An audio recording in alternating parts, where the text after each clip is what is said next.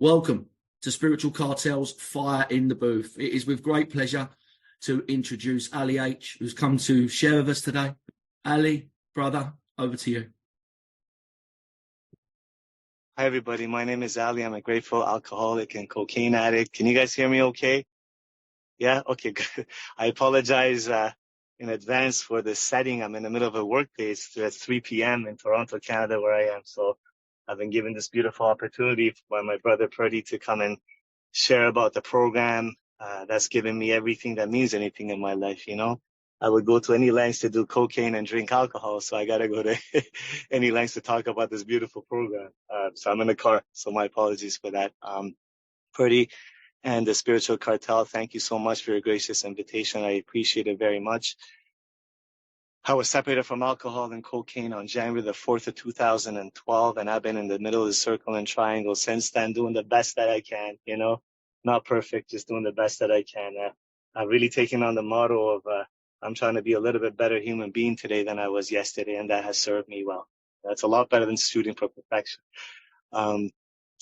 This illness is so cunning and baffling and powerful that some of you brothers and sisters have experienced this already, is that when you got a little bit of, not even that much time you don't need, but a little bit of depth in the program, the illness is too cunning. It doesn't come at you as a drug or drink anymore right away.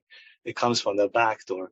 And how it came at me for me to renew my dry date was September the 7th of 2016. My wife, who's coming up to 14 years, AFC, she had some minor surgery, and the doctor gave her some prescribed painkillers to take, and she gave them to me to administer to her. And then this ease of cocaine addiction, alcoholism sat on my shoulder and started to tell me that I never had a pill problem.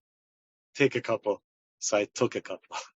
The next day, I renewed my dry day. Thank God for, I guess, enough spiritual currency in the bank that I didn't go out and lie and die and keep on drinking and using. And I was a little bit confused at the beginning why that had happened, because to the best of my ability, I was keeping spiritually fit. So I'm a little over 7 years. I was keeping spiritually fit. When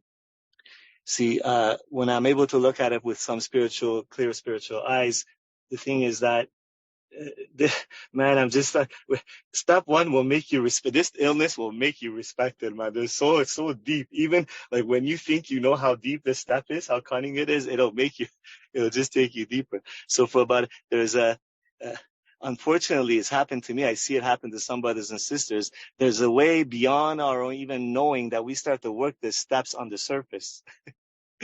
And the steps and working the steps become a trophy. And look at me, look how many times I talk, or look how great I sound, or number response. And that's what got me for about a year before that. So I stopped sharing myself honestly with you guys.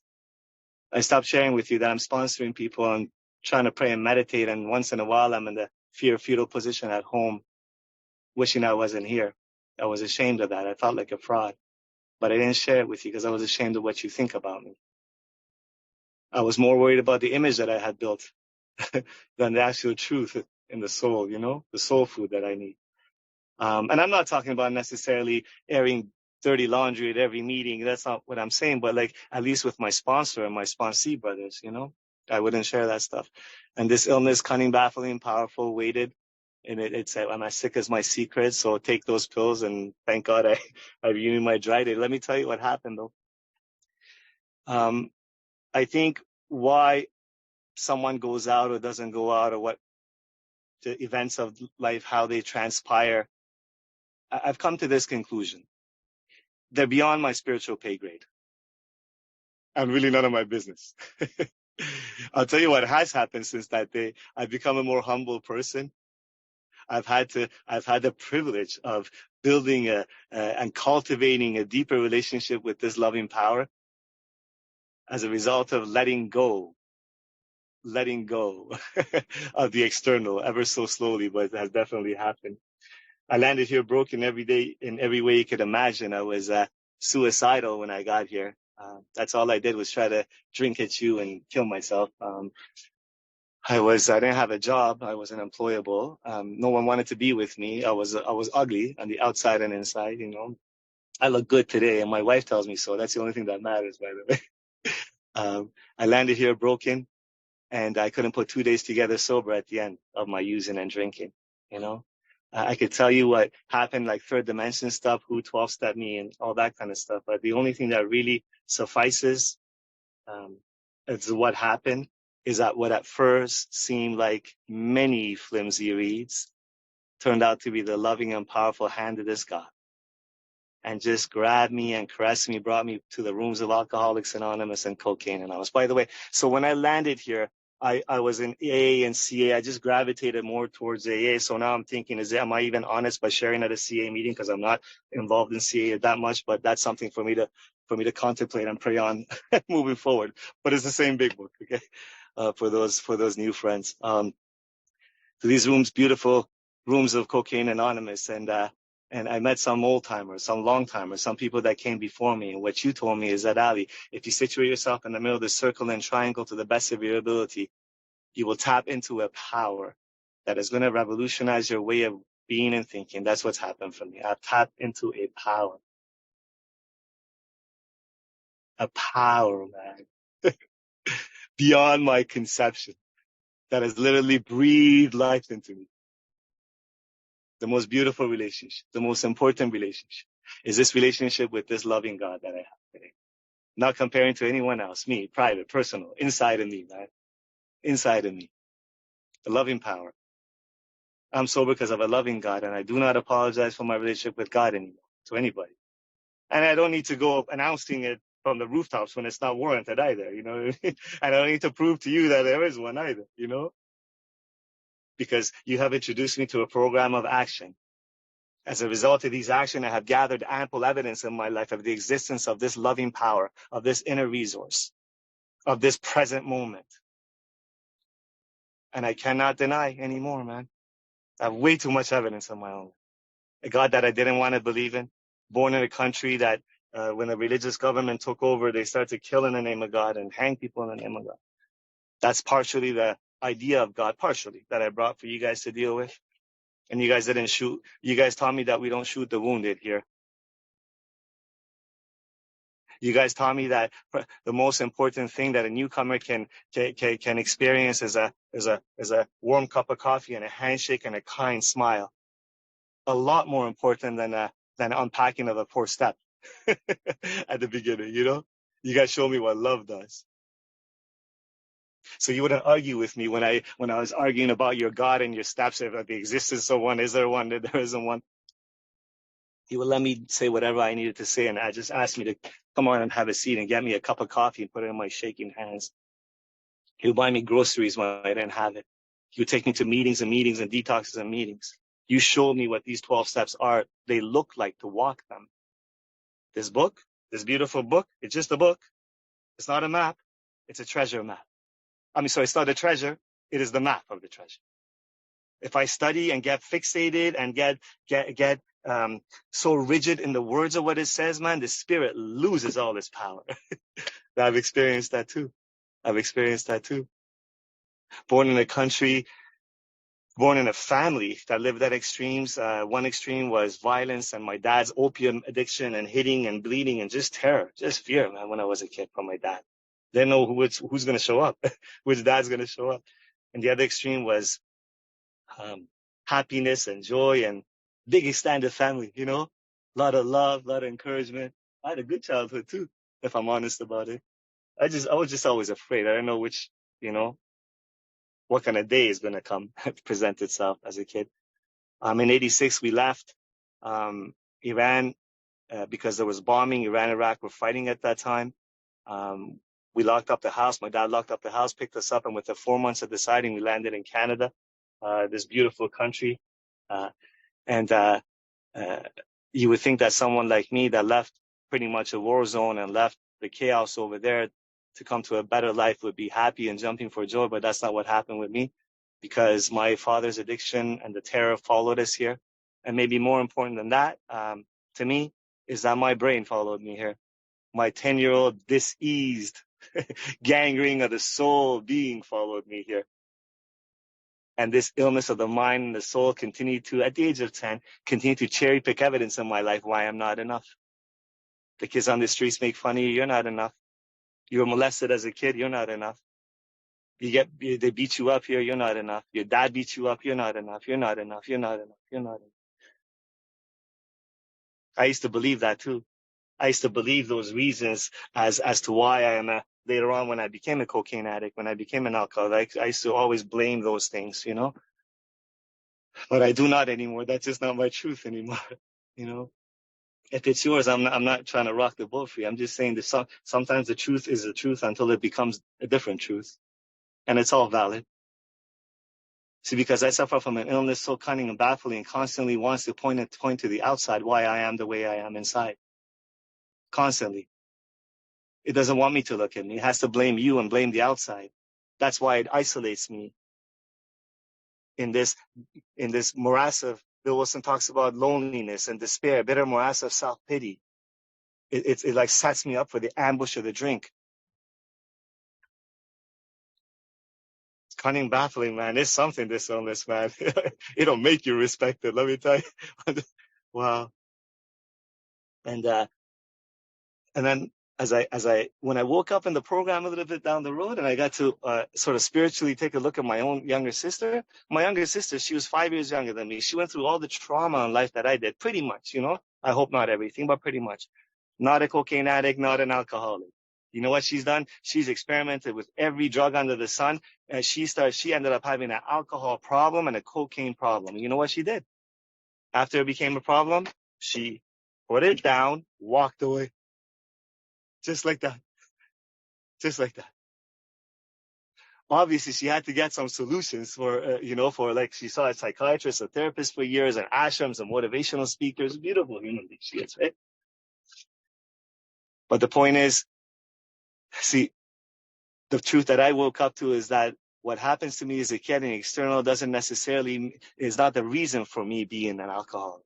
It is a reason for me being wounded, that's for sure.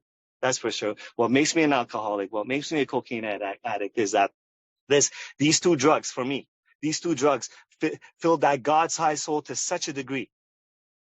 It filled that everything that I tried to fill my entire life, the approval of kids on the street and money and girlfriends and accolades and your acknowledgement.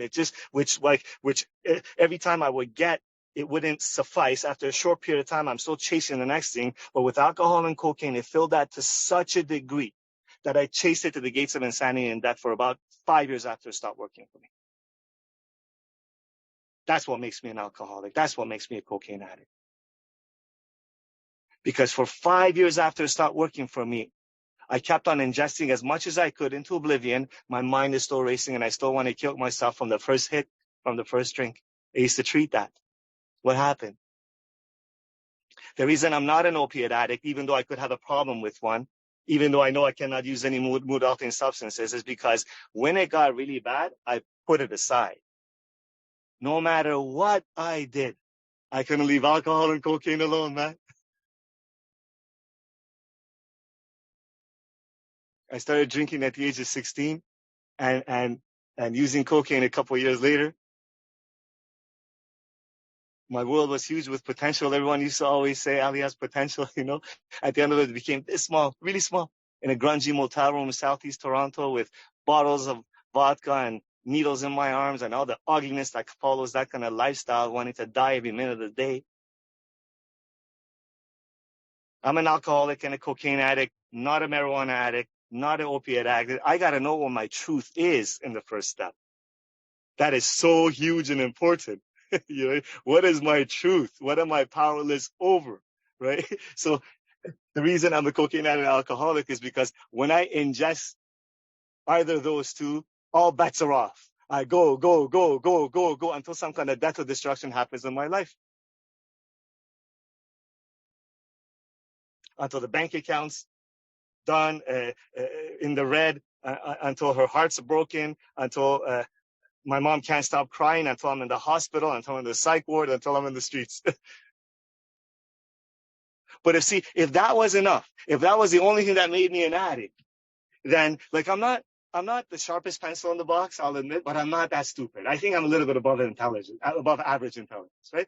I figured it out after a few years in and out, and after 7 years in and out of the rooms, right? I put 2 and 2 together. Okay, when I start, something happens to me that I destroy my life, right? Then why is it? then why is it that I keep on going back to that first drink and then to that first hit? Why is it? This is the real baffling part of cocaine addiction and alcoholism in my case. This utter inability to leave it alone, no matter how great the necessity or the wish. Can't do it, man. Can't do it. I have a brain that has a virus in it. Left to my own devices, a drink is always an option. Always. Always. This illness took me to many suicide attempts. It may not have done that for you yet. That's a old-timer, long-timer gift, by the way.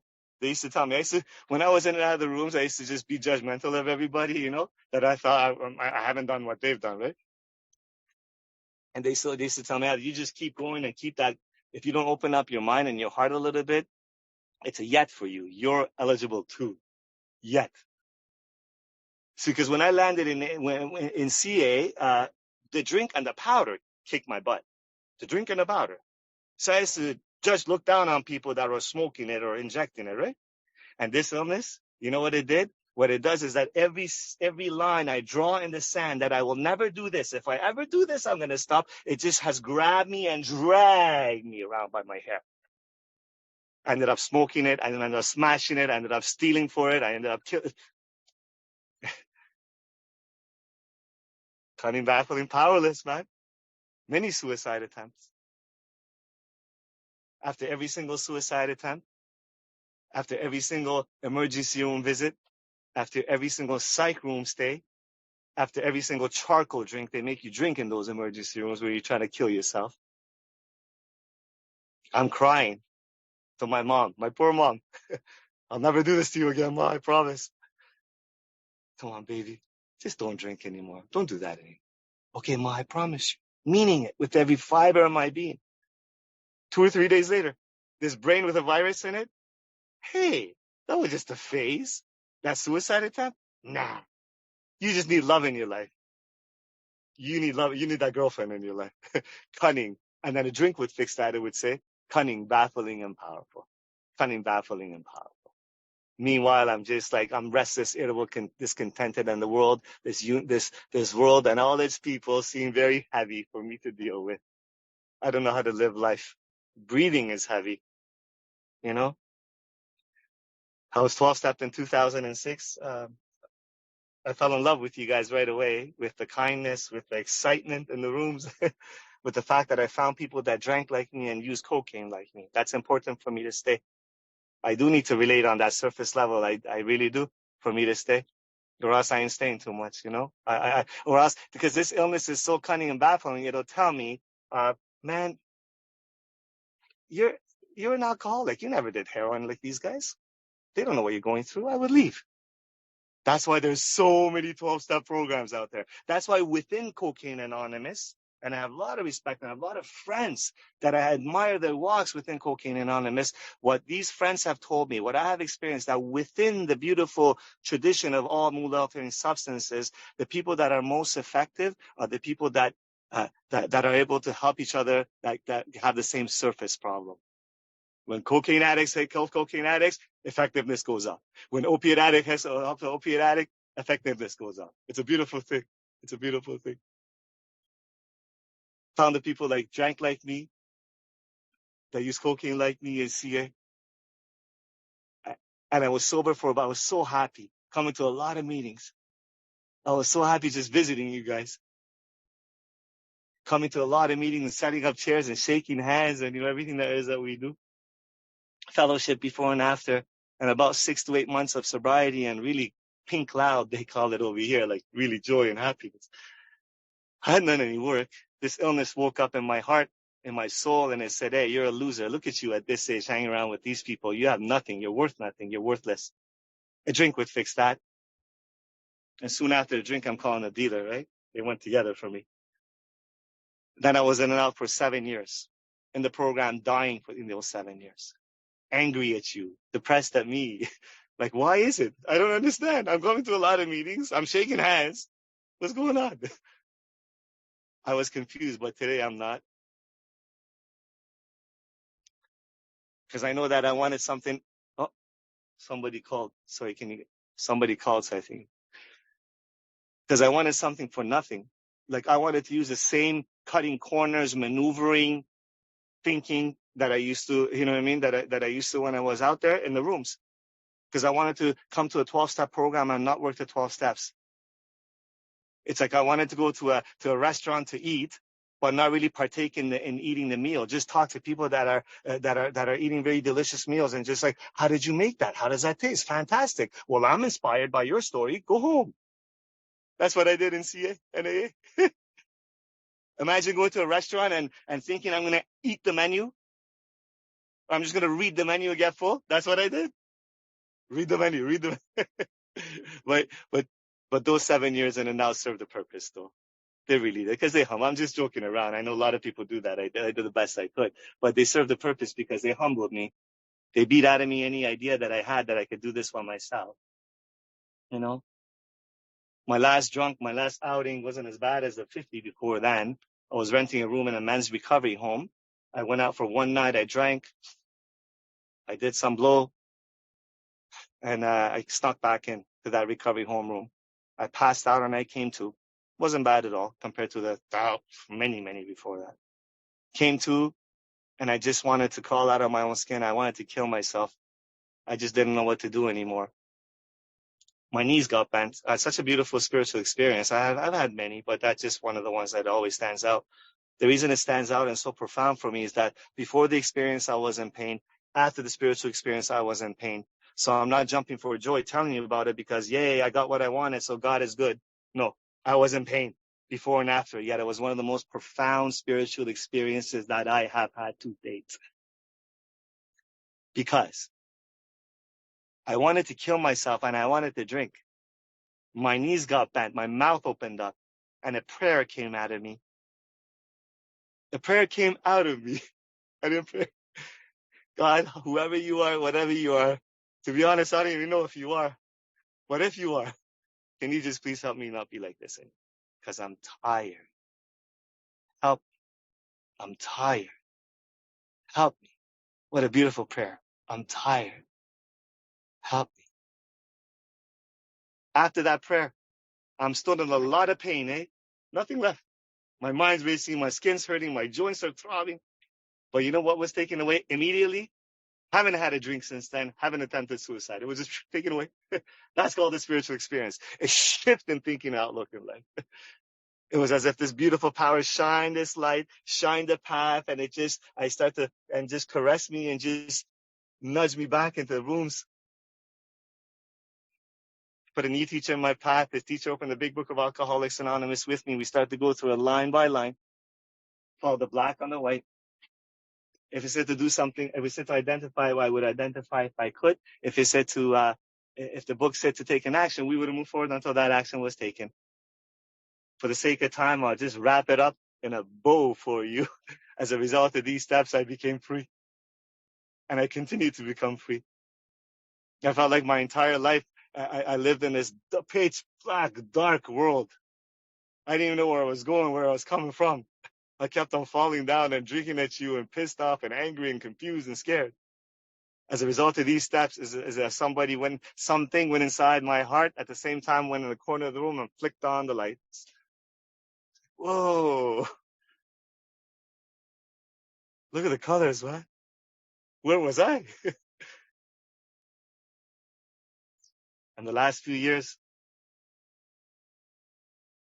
to the best of my ability, what I've been doing is trust God, clean house, help others. What you're telling, Dr. Bob said, and what you keep telling me, what the 12 steps say. Self-examination, prayer, and meditation in order to serve his kids. Trust God, clean house, help others. And to the best of my ability, with a lot of mistakes, I've cultivated and deepened a relationship with this loving power. Where words cannot describe the feeling, the experience of joy in my heart and peace in the soul and quietness of the mind. Most of the time, not all the time, most of the time, you know, just words don't do it justice. And words cannot describe sufficiently also when sometimes life gets tough. The knowing that everything's going to be okay. That's a beautiful feeling too, that knowing that everything's going to be okay. And usually directions to call one of you guys. And I know I hold on to your faith for a period of time. I take some action. All of a sudden I wake up to to that which has always been there. Nothing but grace and nothing but love, man. You know, in this moment right now is all I have. Is all I have. Is all I have. Everything else is a smoke screen. It's a smoke show. It's an illusion. It's an illusion. You know?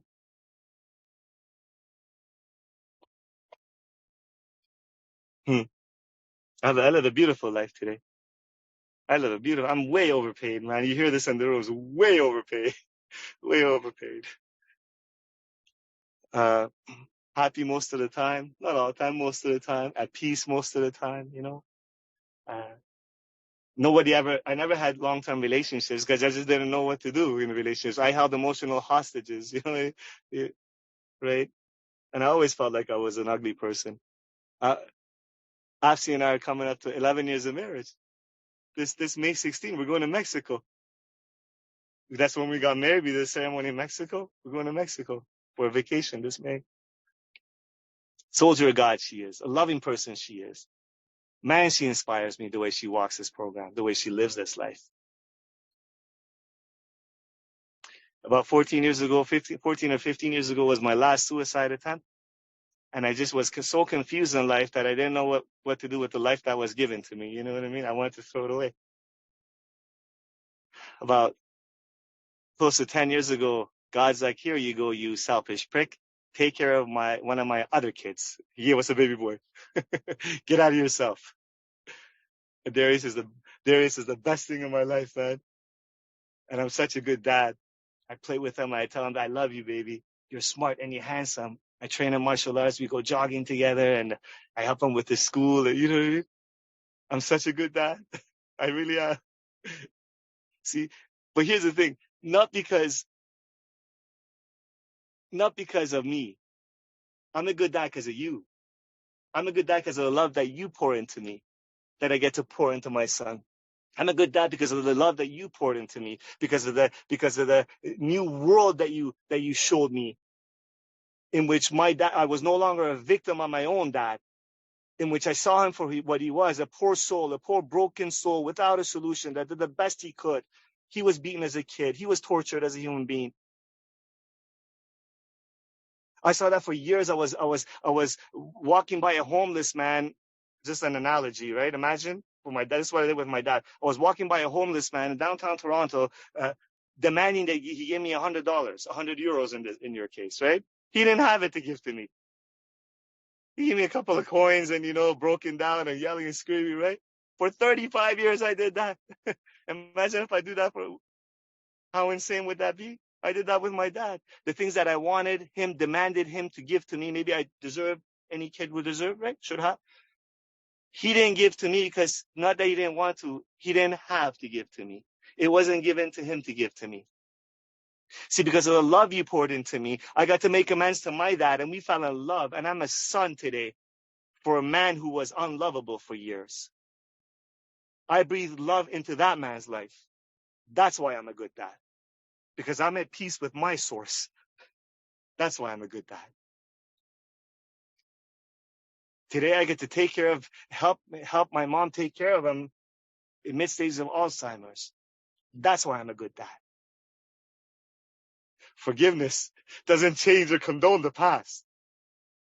Forgiveness frees me and enlarges the future, And it's a gift that just happens as a result of clean house, trust God, help others. Clean house, trust God, help others, Yeah. I'm a servant. That's probably the biggest gift that I could tell you in this life. I've become a servant to the best of my ability, just the best of my ability.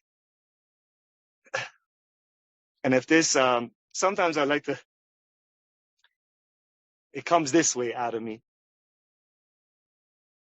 If this talk, or every talk in Cocaine Anonymous, or every 2 or 3 minute share that we do on the floors and these squares in Cocaine Anonymous, if all it was how good life is, God is good because I got the job that I want, I got the wife that I love, and God is good, that would make this program, please forgive me, really cheap and shallow. Really cheap and shallow. Because that would mean this program, this way of living, my relationship with this loving power is dependent on my ego getting what it wants externally. That's not the case. This is a design for living that works when life gets tough. That's why this program is powerful. That's why it's important to tell the truth. That's why it's important to be transparent. That's why it's important to disrobe in front of you and say, look at, do you see? Do you see the crack in the heart today? Do you also see God shining through it? That's what spiritual principles do. Because the last few years, life hasn't been easy. It's been a beautiful life, but life has thrown Afsi and I curveballs, man, boulders. Curveballs. You don't see it coming. Where that separation come from? Her and I got separated twice. We almost got divorced one time. We have a loving marriage today. Where'd that come from? I didn't see that one. I thought I was doing okay as a husband. Where'd that depression come from? Following me from childhood into adulthood, into recovery, embarrassed in recovery, sponsoring people still depressed sometimes. I got a solution for it. 12 steps, outside help together. It's been transformed. But it kicked my butt for a while, man, while in the program. Couldn't find a job to help support a family properly. Like, you find jobs, but they barely pay anything, man, for a bachelor, never mind a family. And I have to tell you the stories in an addict's head that you're a loser. You're not a real man. A man is able to support his family. And I have to tell you about the depression that follows that kind of thinking, you know? See, this program is beautiful because it's designed for living when life gets tough. Because in the valleys of life, what happens is that I get to go into the darkness to see and the silence to hear. In the valleys of life, I get to come back to the table with God for a deeper level of experience, a deeper level of surrender of my ideas. My faith is stronger because of the valleys in life. The poet Rumi says, being a candle is not easy. In order to give light, one must burn first. One must burn first. And I'm so grateful for all the teachers that are in front of me, for my sponsor, Butch, and every teacher that is around me, that I keep close to me. Because no matter what I go to them, what I used to, and to this day, once in a while, go to them with a perceived calamity in my life. they share honestly if they've had that experience. They allowed me to share, and then they direct me to a set of actions, to some inventories, to some amends, to some newcomer, to some prayer, to some meditation. Because they know that I'm beyond human help. They know that there's an action-based program. That's how I wake up to that which has always been there, this love and this grace. This program has had to jump off the page and jump off being homework assignments, although that's part of it.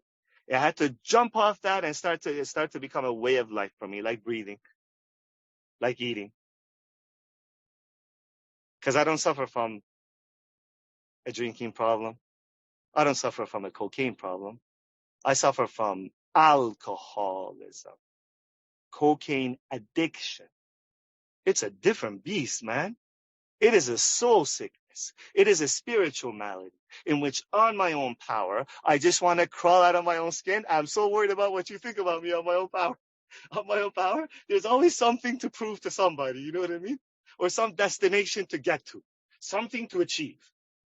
Just so I can tell you that I achieved it and you say, oh, you're good, you're a good man. The problem with that is that there's nothing is ever enough, you know? On my own power, I feel separate from God's other kids. I feel separate from you guys. Which leads me to the biggest delusion of all. That this God, maybe he's up there, maybe he's down, who knows? Sometimes I believe something, that I'm separate from this power. That's not the case today. See, because God is closer to me than breath. I'm aware and I'm awake to his love, to her love in this moment, filled with gratitude. Most of the time. Most of the time.